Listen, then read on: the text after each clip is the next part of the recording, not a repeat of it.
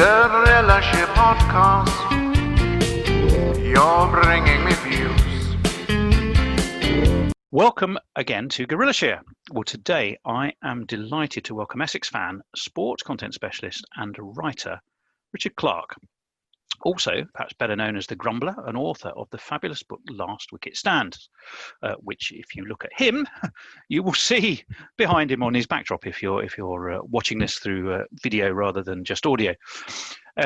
It's no ordinary sports book. It's a deeply personal and honest account of one man's search for meaning, purpose, and reinvention, both for himself and the sport that he and we love. It's the coming together of a life and a sport, both at a crossroads, and ultimately searching for redemption. Richard, a very warm welcome to you. Thank you for having me. Big fan of guerrilla cricket. Delighted to be here. Well, you've said all the right things already. Well, thank you for joining us. That's all we've got time for. My work here is done. Your work here is done. We've plugged everything we need to plug, and that's it. We have. Let's start by talking about you because even before the book, it's quite an interesting story. You know, you've got a background in sports. You know, you've gone from sort of Arsenal to Indonesia to doing all kinds of interesting things in the world of sport. So just tell us a little bit about yourself. Yeah, I grew up wanting to be a sports journalist. By the age of 10, 11, that was the career that I wanted to have. 10th birthday, I asked for a typewriter. These are the days of typewriters. And so a kid's kind of typewriter from Woolworths. It was brown and white, and I wanted it for Christmas. And I got it. And I used to go to Arsenal games with my dad, sit alongside him, and come back and write the reports. And then you scroll through 20 years, I suppose, or at least 15 years, and university. And then getting a job on a local paper, the Aldershot News. I covered Surrey and Hampshire there, and Aldershot Town, who were the reincarnation of the. I remember walking through the rose gardens at the recreation ground years ago. Yes, it's the Aldershot. I remember. It's an interesting ground with the railway in the background. Yeah. But anyway, I started there and moved on to local newspapers in London, and was doing a lot of freelancing work with the Telegraph and the Times and the Independent on Sunday. Wrote a lot of Championship games, wrote some Premier League games reports for the Telegraph, and then became Arsenal's first website editor in 2002.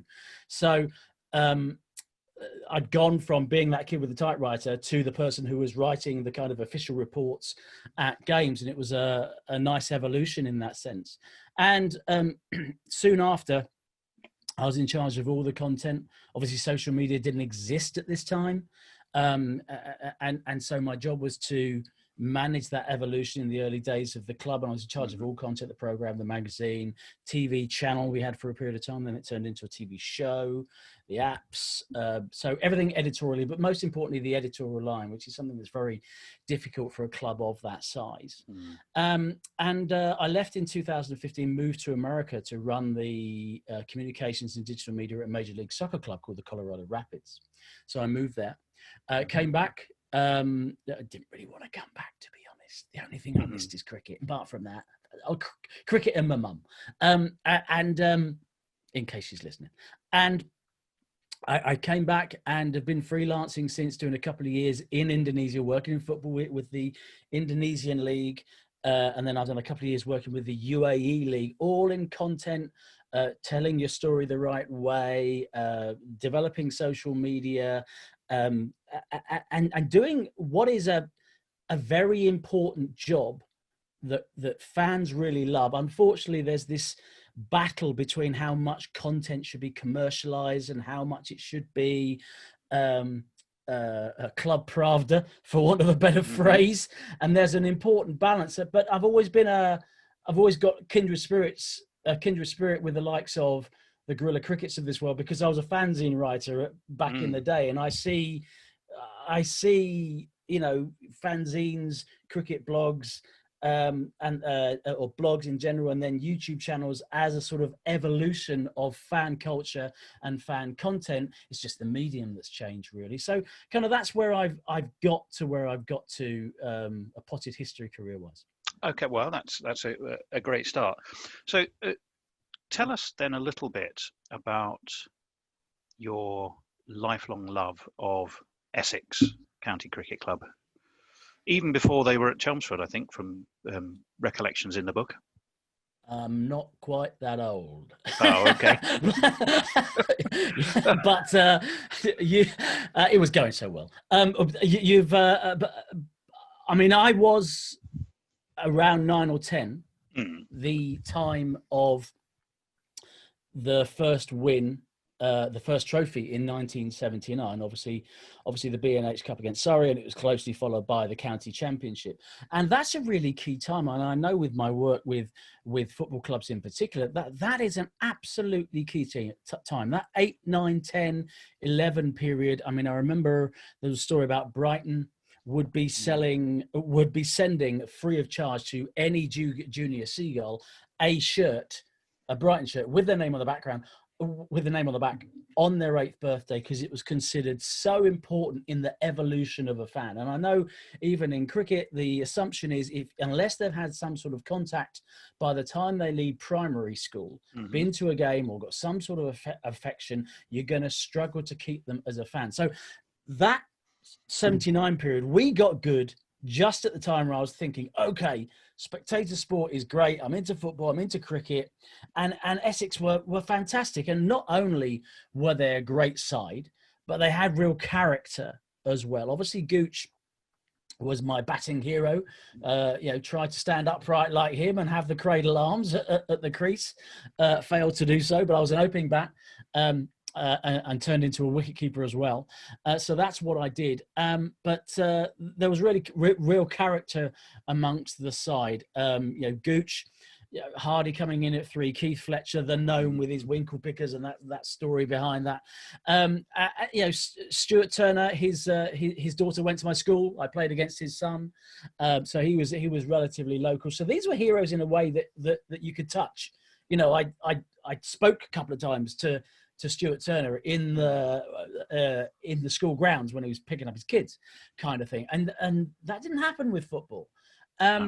And obviously Essex went on in that period of time to the early 90s to be the best team in the country, winning trophies in all sorts of different ways. So the die was cast from then on, really, with me as an Essex fan. And obviously this book has come about now when we've come good again, and really this period now is second only to that 79 to early 90s period. And that's pretty much it in terms of the successful periods of Essex County. Is it really second? Not far behind. I mean, you know, 2017, 2019 plus a double, which of course is a wonderful story in the book. Although one of the things I hope we talk about is, I don't know the book would have been essentially different if Essex hadn't been triumphant. The book would still have been there. It would be very interesting to start to think how different some of it might be if it had been a season of defeat for Essex. But I feel a lot of the book would still have been the same. So maybe actually let's move on to the book and chat a little bit, and then we'll sort of obviously through that come back to Essex. Let me start with the foreword, which I think is kind of interesting because it's written by Ryan Ten Doeschate. The whole book is about touches the issues of a crossroads in life, issues of confidence or lack of it, embracacing change, having the bravery to do that, and sometimes rejection. There's a lot of themes that if you happen to be a 50-year-old plus person listening to this, I suspect you may be familiar with, even if not necessarily always happy to talk about. But the foreword's written by former Essex captain Ryan Ten Doeschate, but also Richard, something of a man at a crossroads himself. Was that a deliberate choice in terms of the fact that he was going through some changes in his own life that made him perfect for the foreword? And when I approached him, it was, Ryan's into books. I've known him for 15 years or so. We've become friends. I got him into a lot of Arsenal games back in the day. He's quite an Arsenal fan now. Yeah.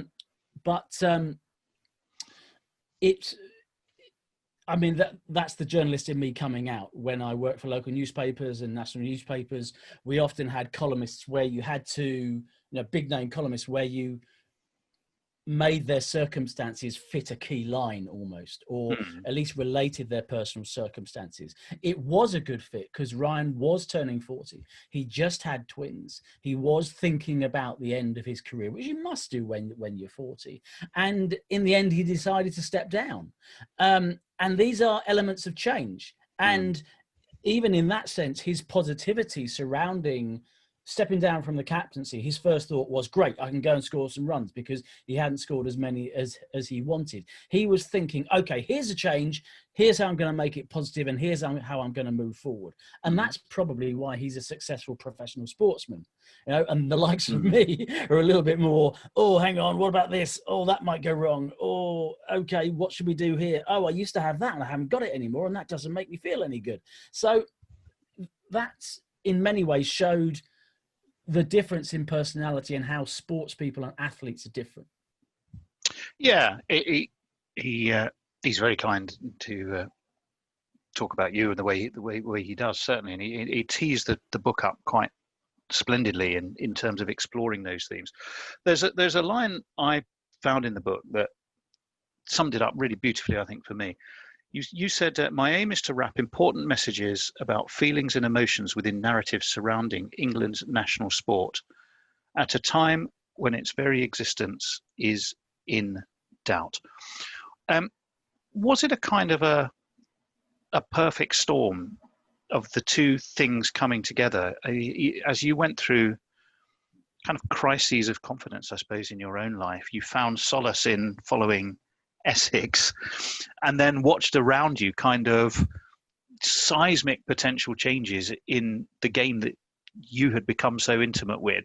There seemed to be this coming together of influences and factors that make this book just different to so many ordinary sports books, I suppose. Yeah, I mean, first of all, I didn't want to write a diary of a season, because that's not an area in which I can be strong. I always talk about, when I talk to clubs and leagues about content, think about an area where you can tell a very strong story about yourself. And, you know, I'd come back to the UK and I hadn't found, it wasn't quite so much confidence, it's more about meaning and identity. And like a lot of men, I got to 50 and my previously upward slope of my career had sort of plateaued a bit.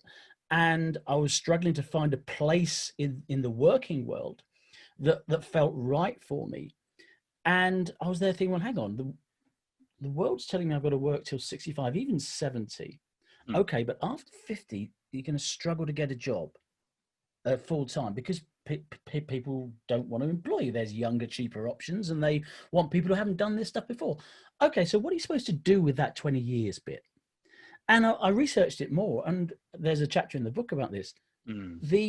While there's a lot of talk about mental health, rightly and importantly and positively, the demographic in the country that is mostly likely to commit suicide is my demographic, men over 50.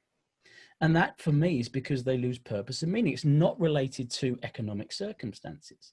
Now, wrap that all around the fact that men don't like talking about this kind of stuff. You know, it always struck me at football games that you'll get 60,000 crowds standing up saying, I love Dennis Bergkamp. They'll sing at the top of the voice, I love Dennis Bergkamp. I love Thierry Henry, or I was going to say Ruud van Nistelrooy, but nobody loves Ruud van Nistelrooy. But you're also placing yourself in an era here in your choice of players. I am. You can insert a Watford Troy Deeney. I love Troy Deeney. You can put Troy Deeney in there, whoever you want. Yeah. But they would struggle to go home and look their wife in the face, or their mum in their face, or the kids in their face, and say, "I love you." So there is a difficulty, and it's particularly with men, and it's a communication issue. That struggles with expressing these emotions. Now, I came back to county cricket. I came back to England at the time where I was sort of struggling for a meaning identity. Where do I fit? And I also think county cricket is struggling with meaning and identity. And so I melded the two together. Now, people would turn around and say, well, this is a traditional midlife crisis. Well, maybe it is. Maybe that's what you call a midlife crisis. I don't quite think it is, but I didn't go and buy the fast car. I didn't go and drink myself to death. I didn't, go and do other things that I shouldn't have done. I sat and watched Essex play cricket, and that's probably a win. But I meditated on the fact on these issues while I was there, and it became my therapy. Of course, at this period of time, Essex came good right at that time. That 2017, I talk about in the book. It was, and I couch all this by saying these are first world issues, right? These are, I have a house, I have a loving family, I have enough money to do the things I want to do. Not a rich man, but you know what I mean. But 2017 was the worst year in my life professionally, because I'd lost my meaning and identity. Essex came along and entertained me and came out of nowhere to win the league. It was just what I needed. I've covered football all over the world, and that is my favorite sporting season ever, because it came at the right time. And so the issue around writing it last year was the 100 was coming. Okay, so you've got, is county cricket fit for purpose? What's its future? This, I've used the phrase many times, this sword of Damocles was hanging over our heads. And I decided to go around and follow Essex throughout the season, from Cambridge University game, as many, pretty much all the away games bar one, and all the home games in the championship, and meditated on this fact. And what you've got is my musings told over the course of the season, but also bringing in the fact that what was going on with me personally. You can't extract me from the book. I am part of the book, because I'm going through the same issues of meaning, identity. Where do I fit in the world? What's my purpose? Am I just looking back, thinking of the way things should be in the past, and wanting to project that in the future where that's not possible? All those issues, and it applies to a lot of men, and we don't talk about it. Yeah, you reference, I think, Breen Brown, who's a specialist in whole area of human connection. She talks about the armor that's protected us from trauma and disappointment no longer serves its purpose, and kind of says, that if you fail to sort of reinvent, rethink, that's when you're at your most vulnerable. Paraphrasing horribly, but that seems to be sort of where you were finding yourself professionally, and the bosom of county cricket kind of enveloped you with Essex, and almost found a way to see your way through that. Is that an overstatement of the case? I think in times of personal crisis, you revert to what you know and to what feels safe. And at county cricket, and people might call me a bit of a loner. I don't think I'm antisocial, but they might call me a bit of a loner. At county cricket, I can turn up, I can park my car, walk a short way, go and get my cup of coffee, sit down, watch a session. I don't have to talk to anybody. I can just be alone in my thoughts with the commentary on, and I'm perfectly happy. I'll read a bit of the paper, I'll drink my coffee, might have a sandwich. And that's what county cricket is about. And there are rituals for it. I find the same thing going to watch. But it's a peaceful, in a world that is hyped up, it is peaceful. And there's another factor here that I think is important, which is county cricket is considered old, and what is old is bad. And I turned 50, which is a milestone. And what's old is bad and useless. And the 100 was new, therefore it is better, purely because it is new. And there's that question about when you become older, and believe you me, it'll come to everybody, what's your usefulness anymore? How do you redefine yourself? And that's kind of the question I was talking about. And that's where the 100 came in, because there's huge issues around the thinking of the 100. But we still get the argument, it's new, and the old traditional county members hate it just because they're old and they don't like it, and it's new, therefore it's good. And that is woolly thinking. It is. I mean, one of the things you talk about you do, it's well argued, well researched, and you back a lot of your thinking up with numbers on the investment. But one of the things that struck me in the way you talk about it, I guess it's because you are a communications professional. The one thing you're very, very unforgiving about is the poor flow of information and the sort of the mismanagement of some of the communication side of it. I'm by no means saying that's the most important thing by any manner of means at all. But if you were to look back at it as a media college exercise in mismanaged social media communication, marketing, and just about everything else, it would make a fascinating case study, wouldn't it?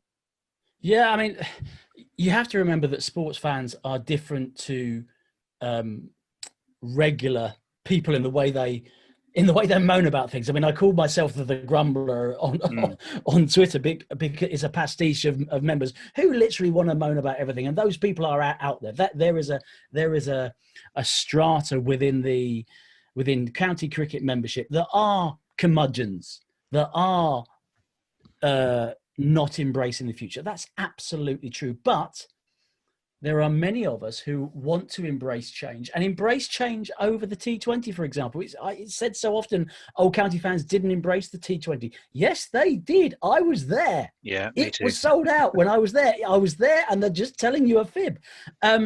So yeah, the communication side of the 100 has been extremely poor and it is important because if you're transparent, people trust you more. Mm-hmm. If you are creating smokescreen arguments, just pushing what you want through, saying we're going to do this, and then creating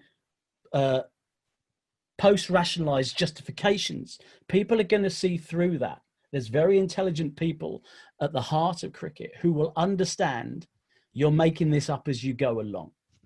Yeah. And this is cricket, and we care about it. Perhaps we care about it too much. Perhaps we should get as aerated about what's happened to the NHS as some of us get aerated about cricket. That's a different point. But this is cricket. We do care about it, and you can't treat it like this. Well, and honesty and openness. To go willingly. No, absolutely. I mean, one of the themes or comparisons you draw is, honesty and openness in a governing body or a government, and kind of the lack of it, the parallels in terms of railroading through a policy and being sort of rather obscure in the way you communicate it, and lacking in genuine justification and blindly blathering forward anyway is I guess not lost on most people. One of the things I think you do, you're very realistic about as you appraise the 100 is you talk about evolution, not revolution. You even at one point kind of touch on what you call potentially, you called it, I think, intelligent contraction. I can't remember if you had Northants and Essex partnered as one example, well, but which is, are there too many counties? Now, you can turn around and say, if we invented county cricket now, would we need 18 counties?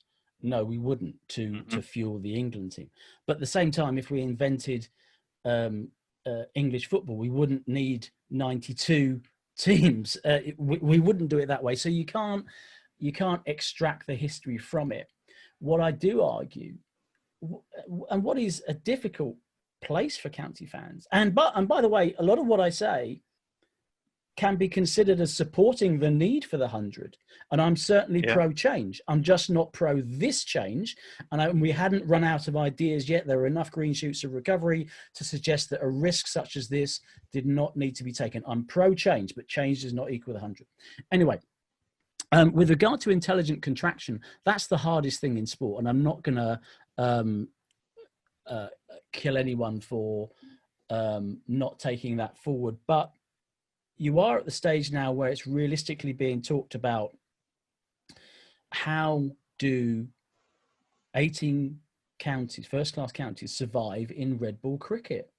And should there be intelligent contraction? Now I threw in, does this mean Derbyshire and Leicester are obvious two who could potentially combine, become Derbyshire and Leicester, and combine their staffs and play games out of both county grounds, and there wouldn't be any festival cricket. That is feasible. I wanted to throw Essex and Northants in just because I wanted to show people I was thinking about my own county. Now, this is not what I want. It is a dilution of what county cricket is. It isn't it's not ideal by any stretch of the imagination. But what you have if you do that, and believe you me, there's another book to write on how you potentially do this. So I'm only scratching the surface. Let me know when you start that one, because I'll come and help. Yeah, yeah.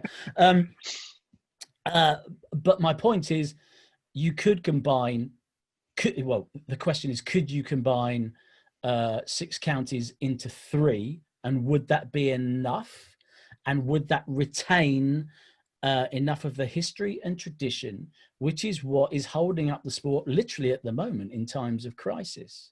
Because members are being asked to forego their membership fees, for example, and the only reason they're doing that is because of what it means, and it's because of their identity. So yeah, I do talk about intelligent contraction. It's very, very hard to do. It's very, very thorny. How do you choose who's going to contract? How are you going to contract? Sometimes it'll feel like one has swallowed the other.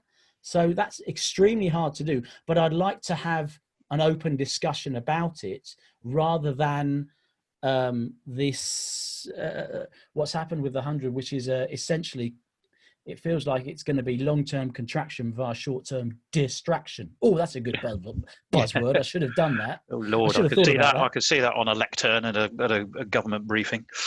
Yes.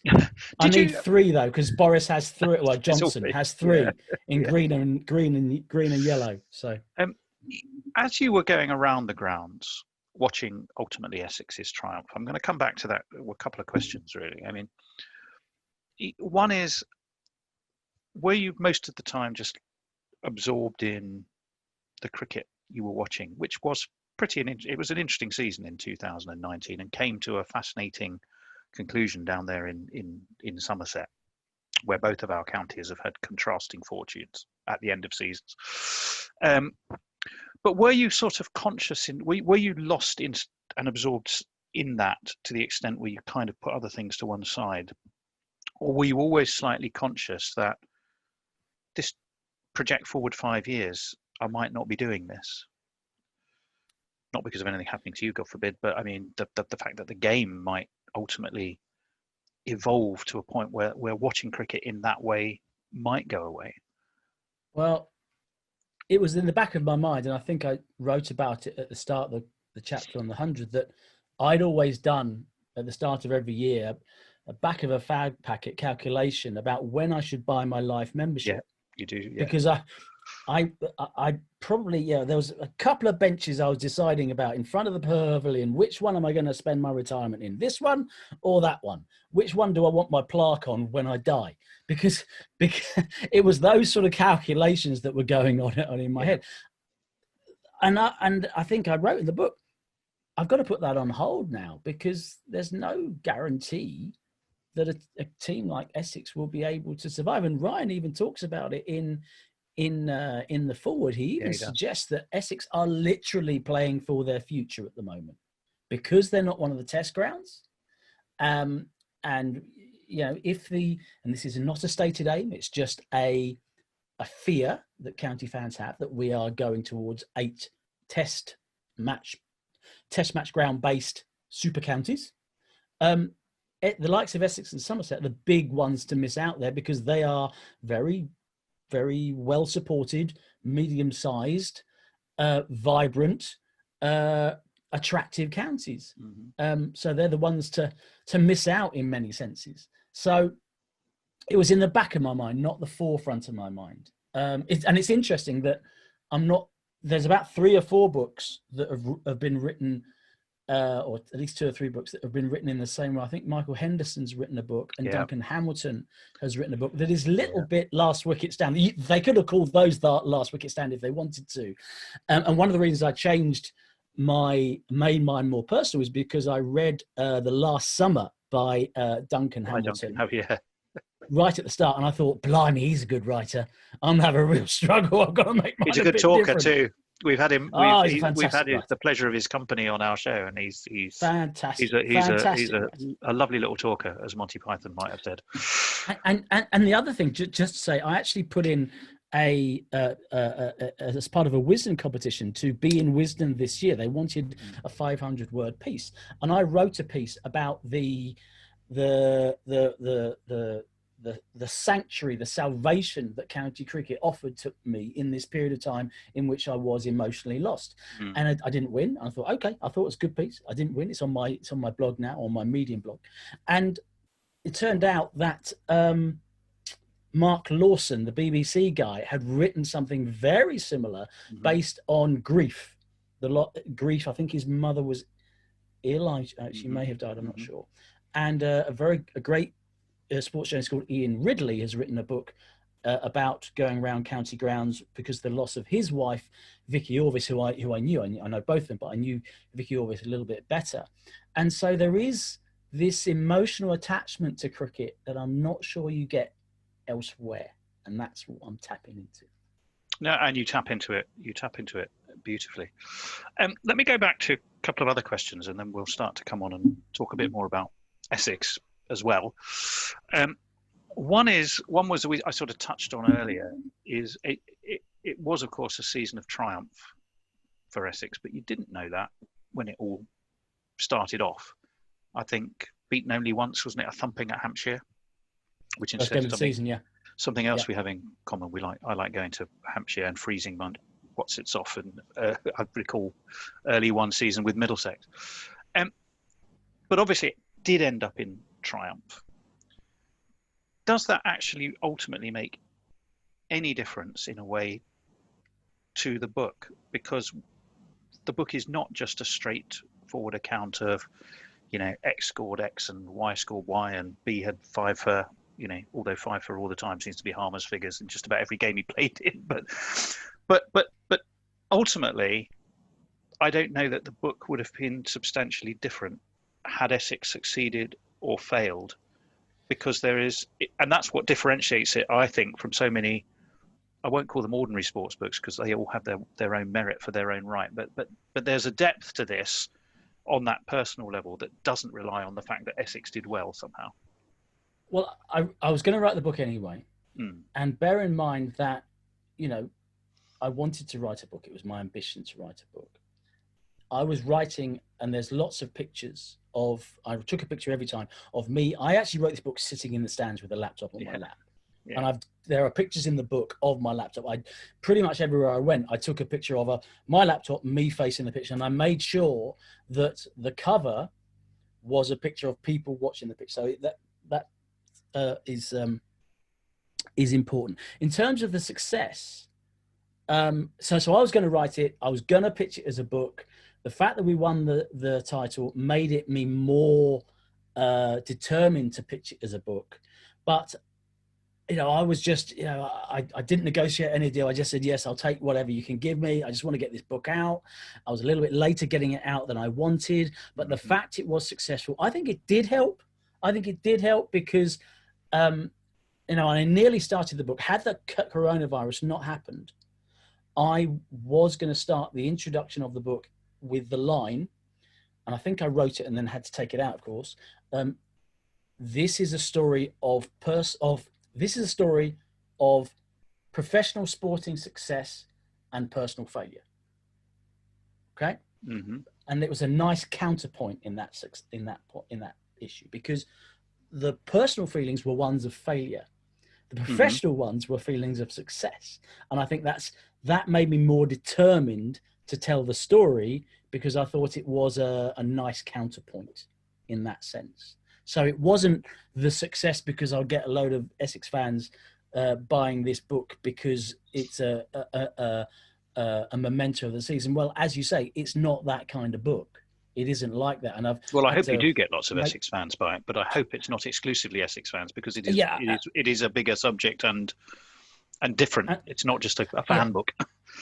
And the Essex fans and the county fans have been extremely generous in their support of it. I mean, the other thing is, because I told them I was writing a book, and I did say, I want to write this book, but I got no idea if I'm going to get it out. I think I'm going to write it, but it might end up as a self-published book. It might have ended up as a series of blogs on my Medium account, right? I didn't really know what was going to happen to this stuff. And then once I got the deal, which was very late in the day, and as I say, I just said yes straight away. I want to get this out. It's an ambition of mine to do it. I spent the early part of lockdown bringing it all together.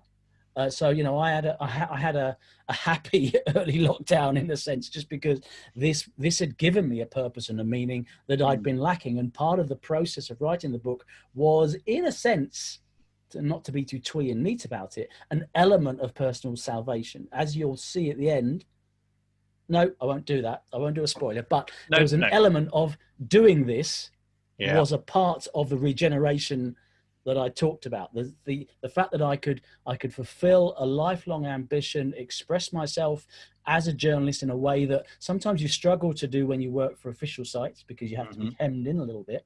I could express my view. I can talk on a podcast in a way that I could never do in my other jobs, because you know, there's going to be someone on my case all the time. But I mean, from a professional point of view, I would love to work in county cricket. I would love to work with the ECB, right? But I've just written a chapter that is not very complimentary about one of their major schemes. I would say I'm very complimentary elsewhere, and I'm not trying to paint people. This is a book full of shades of grey. The ECB do not have a big black hat on riding into town, and they're the bad guys with the moustache, and the county fans are white-hatted saints. This is not that case. The ECB do a heck of a lot of good work, but I'm still very critical of them. But isn't that the wisdom of, you know, you talk about very eloquently about reaching 50 and search for purpose, and you address issues of confidence and rejection. You know, you and I have both sat in not the same interviews, but God knows I've sat across the table from people who I just know you're not listening to me, are you? In fact, you don't really want to listen to me in the first place. You know, so there are, you know, really, you know, parts of the story which you know, really kind of hit me. But ultimately, you are very even-handed about the way you talk about the ECB. What comes across though is you hold the game. You have expectations, and you hold the game to higher moral standards, because it is what it is, because it is cricket.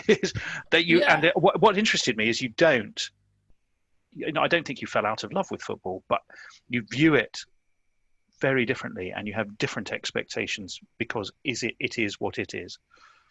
Absolutely, there's a counterpoint between football and cricket, and if you look at what's happened to the Premier League in our lifetime since the early 90s, it's become it's been a fantastic product that anyone in sports business would look to copy. So much money coming in, the product is better, the stadiums are better.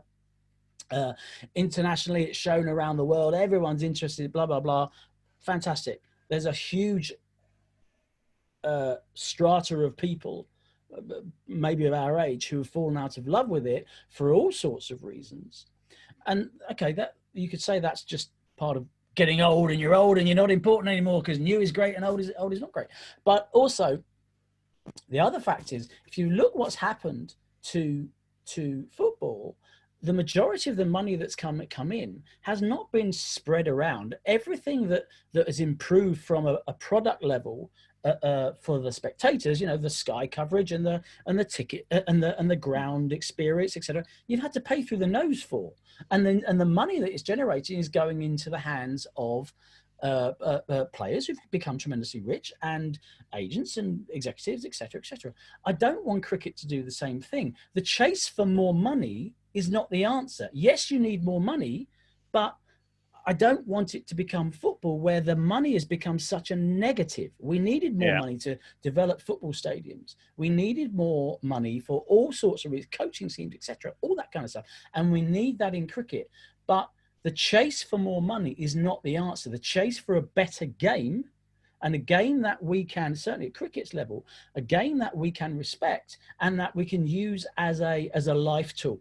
You know, I don't see people try and use football as a life tool, and there are many, many, many good people in football, absolutely. But you know, having the 100 because, let's just talk about the 100, because it gains us more money, it is not a fait accompli as far as I'm concerned. I'd rather have less money that supports the bedrock of the game. Yeah? And engaged fans more, and engage the fans. Found other ways to generate revenue and built upon where there was already enormous success. Where I think when you look at the T20 competition and the Blast, where actually you have a very entertaining chapter about Essex's final at Edgbaston and winning. I was the only one sober, I think, in the. You were, yeah. There was about 25,000 people there, and there was me and the lady next to me were sober, and that was it. Well, no, I mean, Middlesex have only won it once, but it was a joyous day, and I remember it well. I'll tell you, I mean, one thing we share actually, and it brings together the football cricket story and emphasises some of the difference. Your opening chapter discusses a cold weather start at Hampshire. And I've watched Middlesex in the same way, and I think you'd said that wasn't the Liverpool team staying. Whereas with me it was the Manchester City team.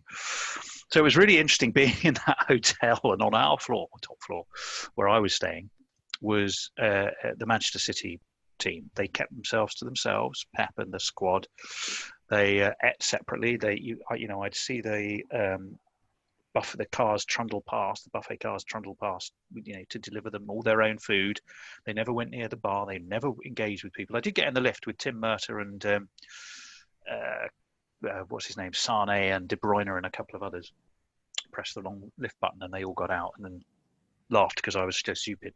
But what was really, at breakfast, for example, you'd be chatting to the Middlesex players. You'd be rubbing elbows with Toby Rowland-Jones as Sterlo as they had a competition to see who could get the most sausages on their buffet plate. But you didn't see the Manchester City players at all. And cricket gives you that closer connection to the heroes and the people that you watch, to the point where you feel you genuinely know them. Whereas there is always a distance with football and a suspicion that at the end of their year's contract, they're going to be gone. Now, cricket has elements of that, but fundamentally, I think the connection between the players and the supporters is deeper and more emotional, but in a different way to football. Potentially. I mean, football, it's a different type of relationship. I mean, for a start, I worked in US sport. I worked in Colorado, and MLS had Derby week, and our local derby was against Real Salt Lake, who were like a 2.5 hour flight away. So there wasn't any rivalry in that sense. One of the things that fuels football's rivalries is the fact that there are going to be other people around you to talk about the game.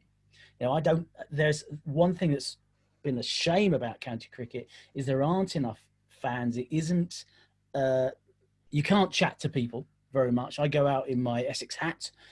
Here we go. I've got a championship. I've got a 2017 championship. As if by magic. There you go. And I will walk around in one of those, and I get occasionally someone will say something, but not enough. So that doesn't fuel that sort of partisanship, that fandom in a sense. But I agree with your point that, and this is, and part of where I would market county cricket is not football, because, and football's fine, and it's great, and I've spent my career in it, and I grew up absolutely adoring it. But I think I write about playing for the same cricket team and football team in the same day. Yeah. And I approach the game entirely differently based on the morals of that game. So when I think it was the Leicestershire or Lancashire player threw the ball at the Leicestershire player recently, when he was just standing at his stumps and the bowler threw it back, I've forgotten who it was, and it hit him, and they were fined five runs. I'd be fining them 20 runs for that. I'd be doing what NFL did after touchdown celebrations and hammering players who misbehaved, because the moral compass, as a parent, I want a sport that teaches a moral compass to my kids, teaches them hard work, teaches them the right ethics. There's a lot of parents that are worried about what football does in that sense. Cricket could be the antithesis of that, and that also, that if you're defining your psyche, you're defining your moral compass around a sport, that's a really deep emotional attachment to it, isn't it? I talk about Joe Root. I love Joe Root because because he's a decent batsman, he's a decent spin bowler. But what will stand out to me is he claps the Army when they sing Jerusalem, and when he went back at, I forgot what player it was, Shannon saying Gabriel. that there's nothing wrong with being gay. Shannon Gabriel, I think. Right, and he's not being watched. He's doing it because it's who he is as a human being, and it's the right thing to do. And I want my England captain to do that. Yeah, no, I agree. It's a connection, a proximity to the players that you simply don't have. I mean, I was watching some Shield cricket in February. I was lucky enough to be in Australia before it all went horribly wrong. And Nathan Lyon, it was New South Wales playing Victoria. And interestingly enough, lunchtime and tea time, Nathan Lyon wouldn't go in for tea. He'd just sit and chat to kids outside. He was approachable. You could natter to him. He'd have a laugh with them. You could see him talking about spinning the ball.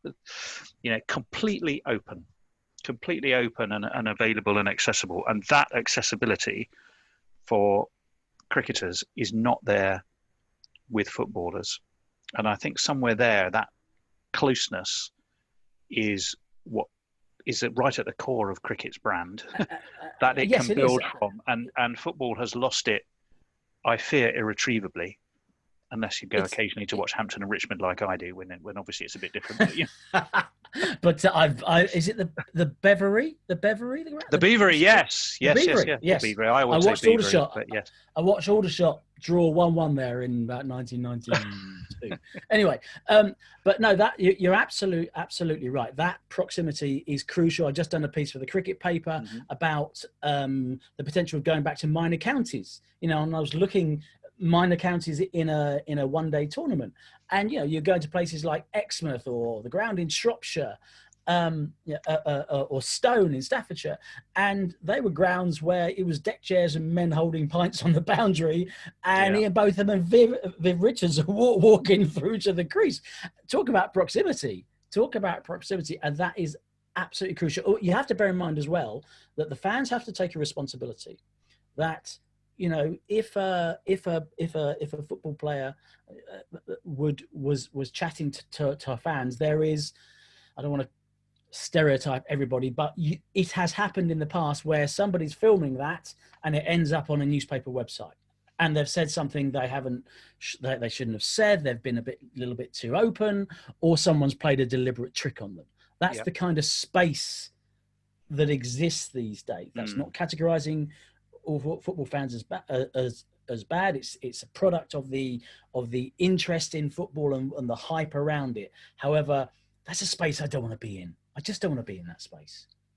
Well, just a quick reminder to anyone that what we are discussing is, if I can get it to actually appear, this book, Last Wicket Stand by Richard Clarke, deeply personal journey through Essex's triumphant 2017 and mainly, I think, 2019 seasons, but a book that is much deeper than that, touches on issues of self-worth and crisis and change, and not just for Richard, but also very much for cricket generally. And it's the coming together of those crises, and ultimately, plots a path to redemption, which makes it such a fascinating read. But Richard, obviously, you are a huge Essex fan, and it would be remiss of me not to try and just tap your brain a little bit and say, who would make, if the best players ever to play for Essex had to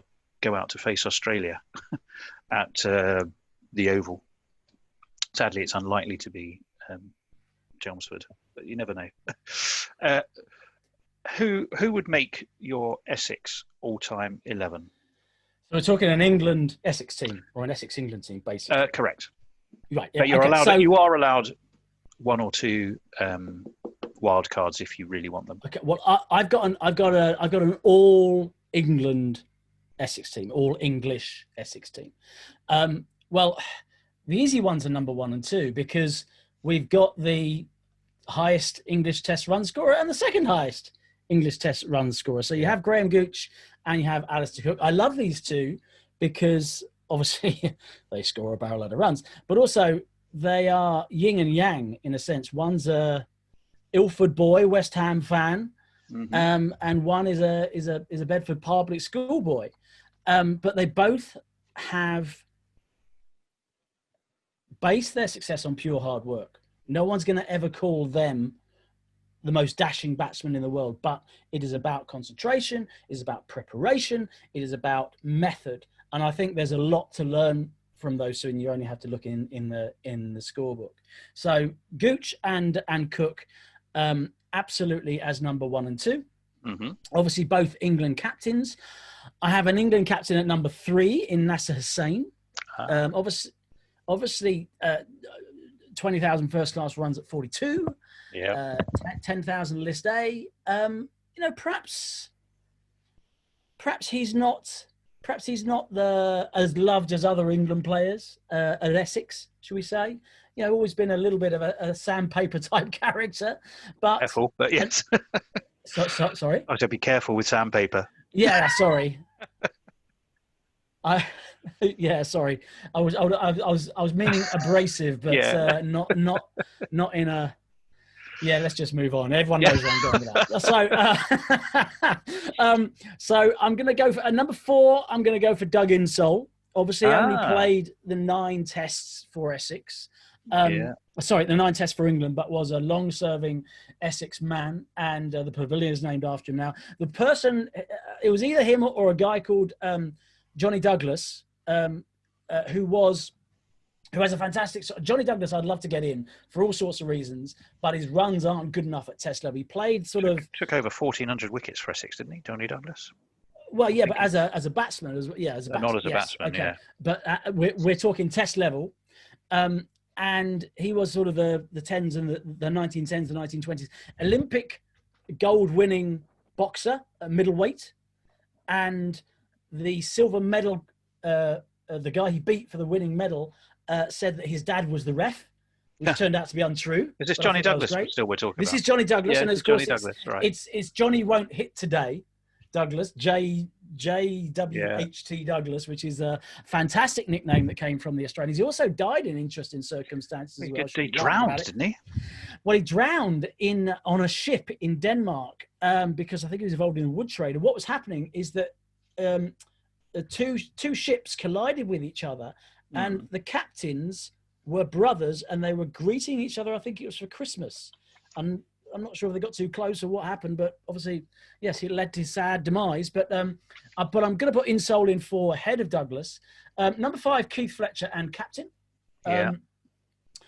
This guy's a wizard as far as I'm concerned. And in the sense that he is hard to unpick, perhaps as a character. I mean, obviously, he was a decent test batsman, not the greatest test batsman, but a very, very decent test batsman. But he makes the sum of your parts greater than they are. He's one of those guys, an expert tactician, and also a very positive captain for Essex in the sense that he would go for victory. His argument was 12 wins and 12 losses is going to win you the title.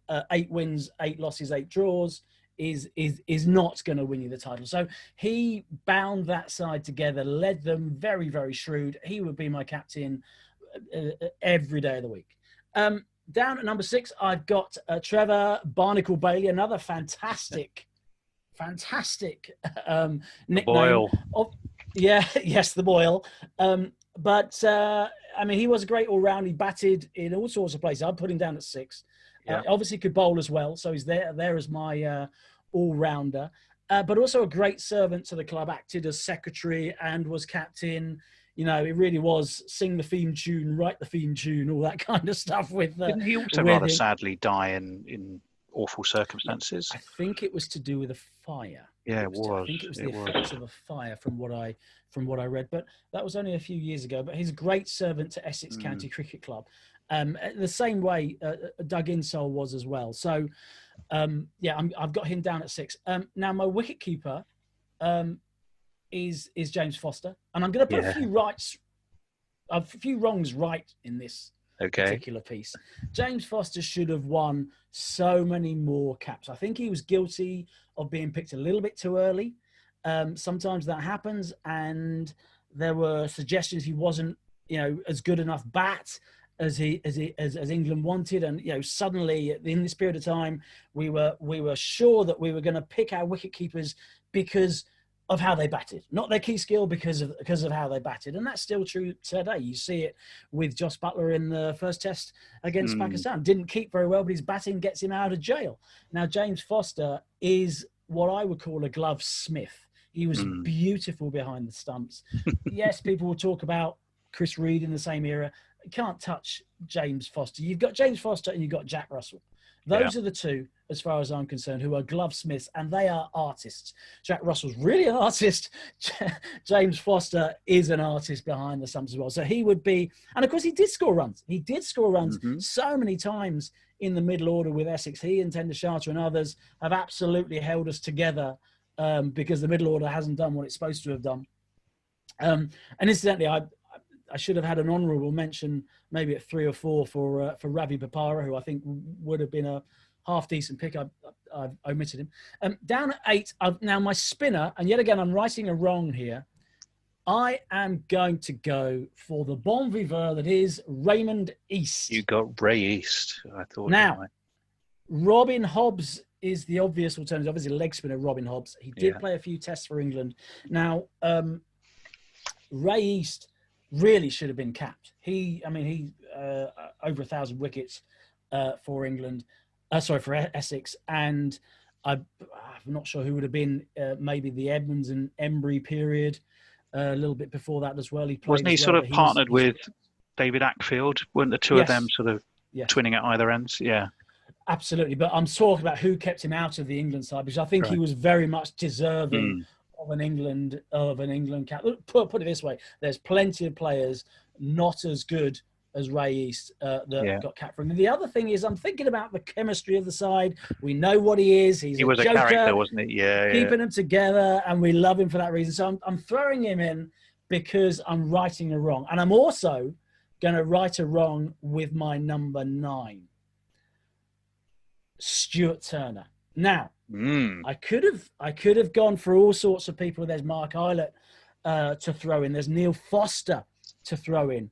I'm going to go for Stuart Turner. I'm writing a wrong for a little bit the same reason for Ray East, just because Turner, so many. Yes, he's almost certainly too slow. I probably should pick the likes of Neil Foster above him, even though that would affect my batting. I like a little bit more batting at number 9, and Stuart Turner, he was an all-rounder really. So having him bat at number 9 shores up the batting. He's very much a first change, if not a second change. I'm there thinking I've got Bailey in there as well to bowl potentially. So I've got some options here. So I'm slipping in Stuart Turner partly to right or wrong. Certainly a little bit like Jamie Porter. He's going to be a fantastic player. Unfortunately, the way it's looking with Jamie Porter, one of the best county players that is going to be crucial to the success of a county side that doesn't play for England. So what I decided to do here is put that right and put Stuart Turner in. So, excellent. So number 10. Now, this is where I could have had, as I say, Foster, could have had Eilert, could have had Ken Farnes, who was very, very fast. Got the Don twice, if I remember rightly. Well, I don't remember personally, but I remember having read it. But I am going to go for Charles Cartwright, who played around the turn of the century, 170 games for Essex, 489 wickets for Essex. Now, there's a number of things about him. John Arlott included him in his best 11 never to play Test cricket for England. He's Wisden in 53 said he was probably the fastest bowler in the history of the game, according to them. So he's a gun bowler. Yeah. And an example, he told a story of bowling a bouncer at Wallingford, which flew over the batsman and was still rising as it cleared the boundary. And he said, no, that's 6 byes. Not 4 byes, that's 6 byes. He argued that was the first ever 6 byes in history. But the other thing I love about him, this is the clincher, he sledged W.G. Grace. W.G. Grace, as we all know, was... am I allowed to swear? He's a bastard. We know that. He was come to watch me bat, not listen to you sledge. Exactly. I'm not, and Courtwright gave it to him. Absolutely gave it to him. He's a little bit older at the time, was W.G. Grace, but Courtwright gave it to him. And we're facing the Australians here. I want someone who is going to give it to the Australians, both as a very fast bowler and a character, and a little bit of aggression. I'm there thinking, if you're prepared to sledge W.G. Grace, you can face the Australians. So we're talking sort of turn of century. Yeah, we are. Late 19th, early 20th century for him. I think he was. I think he died in the 50s, and he would have been in his 20s in the first decade of the 20th century. So he was right at the when he was sledging W.G. Grace. He was right at the end of Grace's career. Right at the end of Grace. But I like that. W.G. was too slow to run away as well. And last up, number 11. No prizes for guessing who it has to be. J.K. Lever. Absolute. I mean, he had everything as a bowler in the sense that he was quick, obviously left arm, offered you something different. And if you listen to the likes of Derek Pringle, I've heard him speak about things. Yeah, and he would have been worth a go. Derek Pringle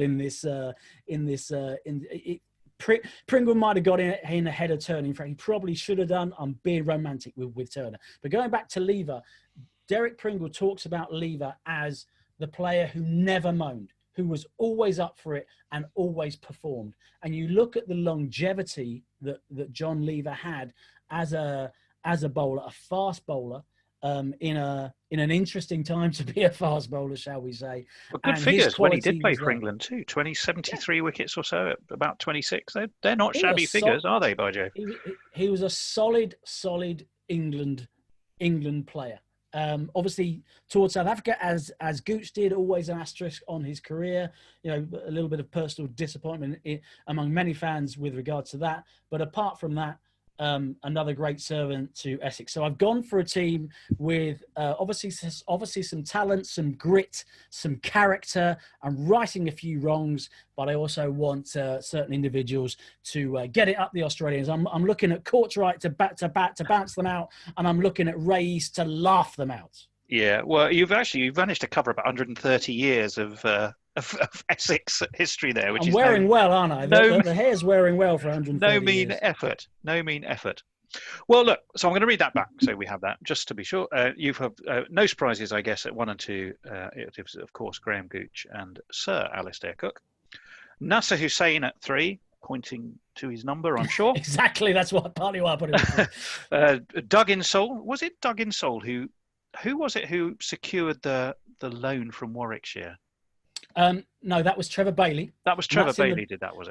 That was at the Worcestershire end of season do, and he in 1963-4 he secured £15,000 loan, interest-free loan from the Warwickshire Supporters Club, which paid for Essex to buy buy Chelmsford. There, in its own right, is a moral story that. Well, exactly, and that's what cricket needs now. Yes, it does. In modern terms, that's about £250,000. Right? I know. And they loaned it to Essex to buy Chelmsford. Of course, we hadn't had a home. We were nomadic, and it became a centre. And of course, that was only in the 60s.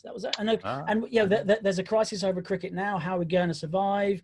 Do we have enough money? Well, in the 60s in Essex, they were passing the bucket round to keep the club alive. Yeah, you talk about that in the book. And Bailey was right at the heart of that.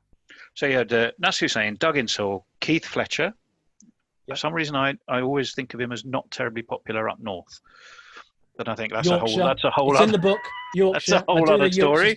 The Boyle, Trevor Bailey at 6, James Foster at 7, the comedian who I always remember from the old John Player League games somehow. Ray East. Would I have the era right? I'm definitely seeing him play in my days. Absolutely. Middlesex at Lords. Stuart Turner at 7. Perhaps your surprise selection, Charles Courtwright, which is itself a fabulous name for a cricketer. Charles Courtwright at 10, and of course, J.K. Lever at 11. So one last thing before I let you go. You talk about in the book, there's a message specifically from a charity called Opening Up. Just tell us a little bit about that, Richard, because it clearly is there in the book for a very important reason. So let's make sure we don't let it go. Yes. So I wrote this book, and it, as we've spoken about, it morphed into a story about quite deep feelings. And obviously there's a charity that exists now called Opening Up, which is about mental health and cricket. And if you can find them on Twitter at Opening Up, and the website is Opening Up. I showed the picture, the chapter, particularly when I included the statistics and the feelings around suicide of people of my age. I showed them to Mark at Opening Up, just to sort of sanity check that I was in the right vein here, because I'm not an expert. I'm just a guy who's been going through some of this stuff. And so what I thought at the end, and I wanted to make this clear, and I say it in the book, I'm no expert. Go and speak. If you're into cricket and some of these emotions are in your head, go and speak to this charity, because that's what they're doing. So I gave them a page at the back to say, look, just here's what I'm doing. Write what you want, include some links, and I'll stick it at the back, because as I say, my book will help individuals in terms of empathy, sympathy, that area. I mean, in terms of getting help, you need to go to somebody else. So start with Opening Up if you're a cricket guy and you are a cricket person, I should say, and some of these issues are in your head. It'll be a decent start. They do a lot of work. They go around out to clubs and do presentations, etc., etc. You can see it all on their Twitter feed. And if you buy the book, go and have a look at the back and see what they have to say, because as I say, they're fantastic. The experts. Well, again, thank you, Richard. A reminder once more that we've been talking about Last Wicket Stand by Richard Clarke. If you're an Essex fan, you will love it, but you don't need to be an Essex fan. If you are a cricket fan who cares about the game, you will also, I venture, love it. And just one last thing. Obviously, you can buy it through Amazon. You can buy it through Amazon, and that's fine. I know cricket fans sometimes like personalized books, autographed books. So if you go to my website, mrrichardclarke.com, there's a place where you can buy it directly through me, and a form you fill out with the dedication that you want, and I'll get it to you. So it doesn't, you can do it either way as far as I'm concerned, but I know cricket fans, a lot of cricket fans are collectors, and I've tried to create a community around this book by offering to personalize any book in any way that you want. So go to my website, mrrichardclarke.com, if you want that. Otherwise, straight to Amazon. And you did say your career was in professional communications and basically advertising. And digital marketing. So well done. so well done there. A fine effort at the end. But once again, thank you very much. Just a quick reminder, Guerillashire, of course, part of Guerrilla Cricket, available, this podcast will be available on all our normal platforms. If you become a Patreon of Guerrilla Cricket, you'll get it faster and first. By the time you hear this, then the next test will be well underway. Global and ungeo-blocked are we, bringing cricket to the world, and long may it, us and cricket and supporters and eloquent spokespersons like Richard be with us and continuing to promote the wonderful game. Richard, thanks again. Thank you for listening, and we will see you all very soon. Take care now. Revolutionary cricket commentary.